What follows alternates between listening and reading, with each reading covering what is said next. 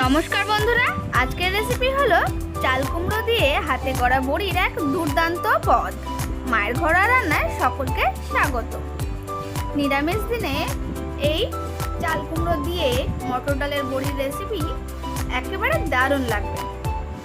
এখানে একটি ফ্রেশ চাল কুমড়োর হাফ একেবারে কিউব করে কেটে নিয়েছি।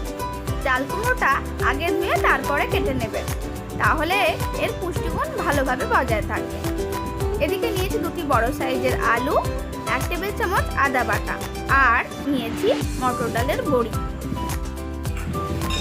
কড়ায় 1 টেবিল স্পুন সরষের তেল গরম করে তার মধ্যে দিয়ে দিচ্ছি বড়িগুলোকে ভাজতে।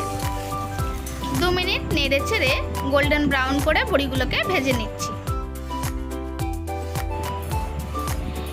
এবার বড়িগুলোকে একটি থালায় তুলে নিচ্ছি। কড়ায় আবারও দিয়ে দিলাম 3 টেবিল স্পুন মতো সরষের তেল। এতে এবারে ফোড়ন দিচ্ছি একটা তেজপাতা, তারপর দিয়ে দিলাম 2টি শুকনো লঙ্কা,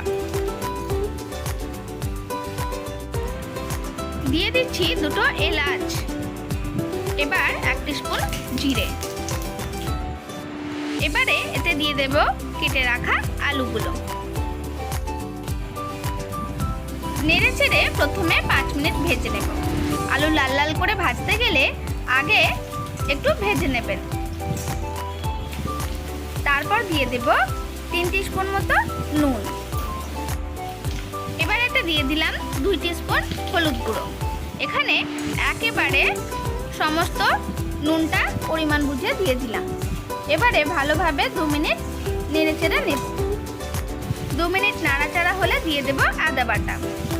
আবারও 5 মিনিট লো ফ্লেমে ভালোভাবে কষিয়ে নেব।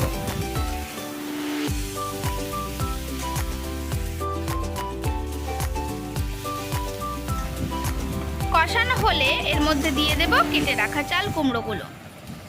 আবারও সবকিছু নেড়ে চেড়ে 5 মিনিট ভালোভাবে ভেজে নেব। এবার এতে দিলাম 1 টিস্পুন চিনি। আরও 2 মিনিট নেড়ে চেড়ে নিচ্ছি। আমাদের কষানো হয়ে গেছে। এবার এতে দিয়ে দিলাম 2 গ্লাস মতো জল, দিয়ে দিলাম আরও 2টো কাঁচা লঙ্কা, দিয়ে দিলাম ভেজে রাখা বড়িগুলো। এবার ঢাকনা দিয়ে 20 মিনিট সিদ্ধ হতে দেব। ঝালটা আপনাদের মন মতো দিয়ে দেবেন। এবার সব কিছু সিদ্ধ হয়ে গেছে। 2 মিনিট নাড়াচাড়া করে নিয়ে এর মধ্যে দিয়ে দেব 1 টেবিল স্পুন ঘি। আরও 2 মিনিট মতো ফুটিয়ে নেব। 2 মিনিট ফুটিয়ে নিলেই আমাদের চাল কুমড়ো দিয়ে এই মটর ডালের বড়ির নিরামিষ রেসিপি একেবারে রেডি। গরম গরম ভাতের সাথে সার্ভ করে নিন। রেসিপিটি ভালো লাগলে অবশ্যই জানাবেন।